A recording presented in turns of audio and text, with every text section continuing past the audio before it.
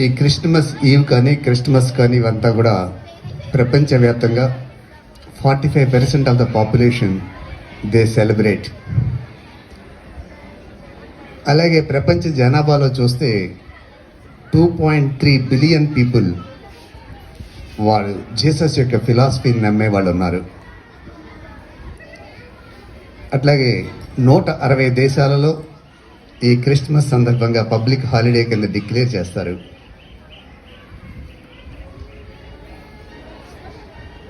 ప్రపంచ జనాభాలో 3వ వంతు ఆ క్రిస్టియానిటీ కానీ ఆ జీసస్ ఫిలాసఫీని కానీ నమ్మే వాళ్ళు ఉన్నారు. కానీ ఇంత ప్రభావం ఆ జీసస్ ఎందుకు చూపించాడు, ఎలా చూపించాడు అన్న విషయాన్ని మనం ఒక్కసారి ఈరోజు మాట్లాడుకుందాం. అంటే మనం ఈ రోజున శాస్త్రీయపరంగా కానీ విజ్ఞానపరంగా కానీ ఎంతో అభివృద్ధి చెందుతున్న ఈ మతం అనే ఆ మత్తులో కిందకి దిగజారిపోతున్నాం. మతాల మధ్యన ఘర్షణ, నా మతం గొప్పది నా మతం గొప్పది అని చెప్పి కొట్లాటలు. కానీ ఏ మతం కానీ ఏ మత ప్రవక్త కానీ నా మతం గొప్పది అని చెప్పి చెప్పమని ఎక్కడ చెప్పలా. అలాగే మీరంతా కూడా విధిగా నన్నే ఫాలో అవ్వాలని చెప్పి వాళ్ళు చెప్పలేదు. వాళ్ళు నడిచిన బాట ఒక అద్భుతమైన బాట కాబట్టి ఆ బాటలో అనేక మంది ఈ రోజున ప్రయాణిస్తున్నారు. ఆ విధంగా 2000 సంవత్సరాల క్రితం ఇప్పుడే మీరు పాటల్లో కూడా ఉన్నారు. ఒక గొడ్ల చావిడిలో పుట్టిన ఒక ఆర్డినరీ కార్పెంటర్ యొక్క కొడుకు ఈరోజు 2.3 బిలియన్ పీపుల్కి ఒక మ్యాగ్నెటిక్గా ఒక మెసేజ్ ఇస్తున్నాడు. అంటే ఆయన నడిచిన బాట జీసస్. ఆయన పుట్టినరోజుని క్రిస్మస్గా మనం సెలబ్రేట్ చేసుకుంటాం.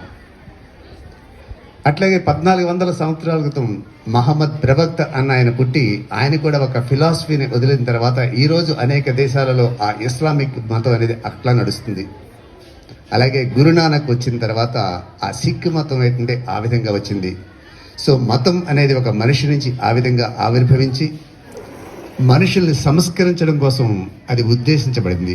మతం అనేది మారణ హోమం సృష్టించకూడదు. మతం అనేది అంటే మనుషుల మధ్య ఆప్యాయత అనురాగాన్ని సృష్టించాలి. దానికి ప్రతీకే మన మినర్వా ప్రాంగణం అని చెప్పి సగర్వంగా నేను చెప్తున్నాను.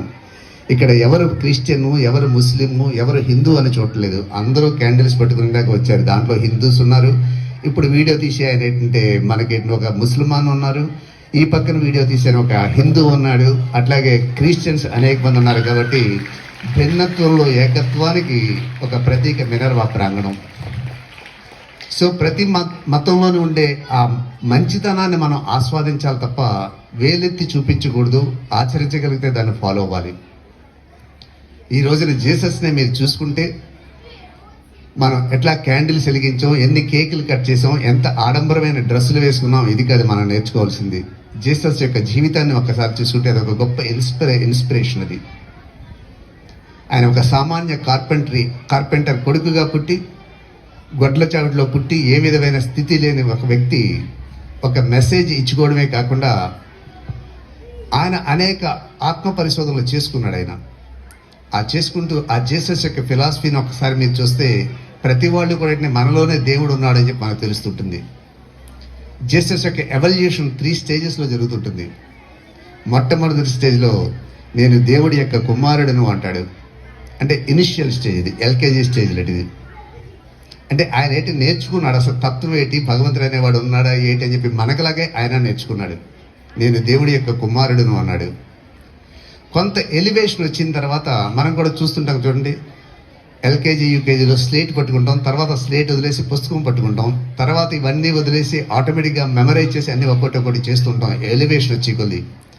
సేమ్ థింగ్ జీసస్ కూడా ఒక స్టేజ్కి వచ్చిన తర్వాత నేను దేవుని యొక్క దూతను అన్నాడు. ఐఎమ్ ఏ మెసెంజర్ అన్నాడు ఆయన. నేను దేవుడి యొక్క కుమారుని అనలేదు, నేను దేవుని యొక్క దూతను అన్నాడు ఆయన.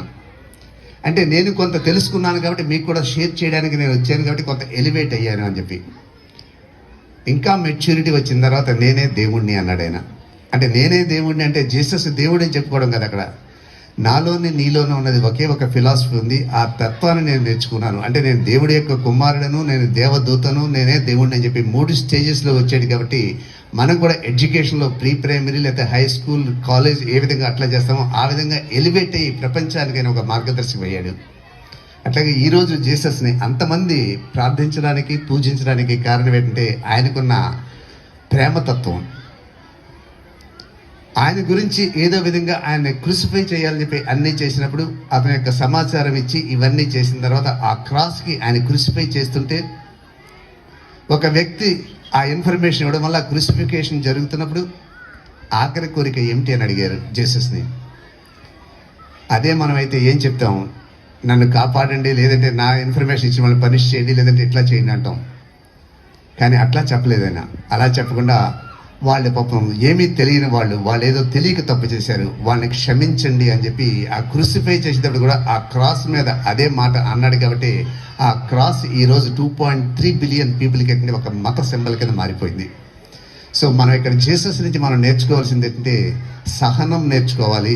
అదేవిధంగా ఎదురు వాళ్ళ మీద పగ ప్రతీకారం కాకుండా ప్రతి వాడిని కూడా క్షమించే తత్వాన్ని నేర్చుకోవాలి. అదే జీసస్ చెప్తాడు, నీ పొరుగు వారిని నీ వలే ప్రేమించు అంటాడు. నిన్ను నువ్వు ఎలా ప్రేమించుకుంటున్నావో నీ పక్క వాళ్ళని కూడా అలాగ ప్రేమించు అని చెప్పి. సో ఆ విధంగా మనం ఆ జీసస్ ఫిలాసఫీని తీసుకోవడమే కాకుండా ఆయన ఎప్పుడు కూడా ఏంటంటే పాపులారిటీ కానీ లేదంటే ఒక మార్కెటింగ్ కానీ ఎప్పుడు ట్రై చేయాల. ఆయన నడుచుకుంటూ పోతుంటే ఒక కుష్ఠరోగి అక్కడ కనపడినప్పుడు జస్ట్ అట్లా టచ్ చేశాడు, అతనికి ఆ కుష్ఠరోగం న్యాయమైపోయింది. అయిన తర్వాత కామన్గా మామూలుగానే పోతుంటే మళ్ళీ పరిగెట్టుకుని వెళ్ళి అతను ఆ జీసస్ని అడుగుతాడు, నువ్వు దేవుడివు, నువ్వు టచ్ చేస్తే నాకు తగ్గిపోయింది, నువ్వు ఒక్కసారి ఆగితే నీ పాదాలకు నమస్కారం చేస్తానంటే నేనేం చేయలేదు, నీలో ఏదో ఉంది అదే నిన్ను మార్చింది, నన్ను నీకు నమస్కారం చేయవలసిన అవసరం లేదని చెప్పి కామన్గా అలా నడుచుకుంటూ పోతుంటాడు. అదే మనమైతే నా గొప్పతనం అనుకుంటాం. సో జీసస్ నుంచి మీరు నేర్చుకోవాల్సింది అంటే సింప్లిసిటీ నేర్చుకోవాలి, హ్యూమిలిటీ నేర్చుకోవాలి, అలాగే పక్క వాళ్ళని ప్రేమించడం నేర్చుకోవాలి, పగ ప్రతీకారం తీర్చుకోకుండా ప్రతి వాళ్ళని క్షమించే తత్వం నేర్చుకోవాలి.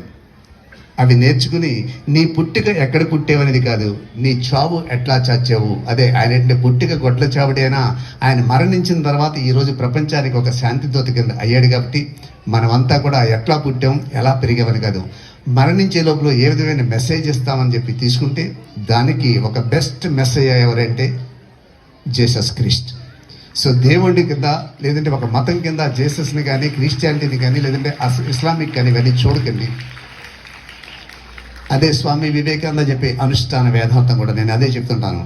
అక్కడ ప్రతి మతంలో నీ గొప్పతనం ఉంది, ఆ గొప్పతనాన్ని తీసుకుని ఆస్వాదించుకుని నువ్వు కూడా ఒక అవతార పురుషు కింద మారు అంటుంటాడు. సో అట్లాంటి ఒక మహత్తరమైన రోజున మనం అంతా కలిసాం. కాబట్టి మీరంతా రేపు ఎల్లుండా ఎట్లాంటి బట్టలు వేసుకున్నారు, ఎట్లాంటి కేకులు కట్ చేశారు, ఎన్ని డ్యాన్సులు చేశారు, ఇది కాదు మనకు కావాల్సింది. మీలో ఎంత ప్యూరిఫికేషన్ వచ్చింది, ఎంత మెచ్యూరిటీ వచ్చింది, ఏ విధంగా ఎలివేట్ అయ్యారు, ఏ విధంగా మీ footprints you are going to leave to this society. That is the mark of this Christmas. And once again I wish you all the very best and make this Christmas to elevate you in all aspects. And once again thank you for giving me this opportunity.